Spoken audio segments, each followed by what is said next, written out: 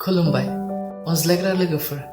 दायो आङो जायफोरा सानफ्रोमबो नखराव दान्थे बिदान्थे दावराव दावसि खालामबाय थायो बैफोर व्यक्तिखौ आङो फंनैसो रावजों बानजायनो सानदों।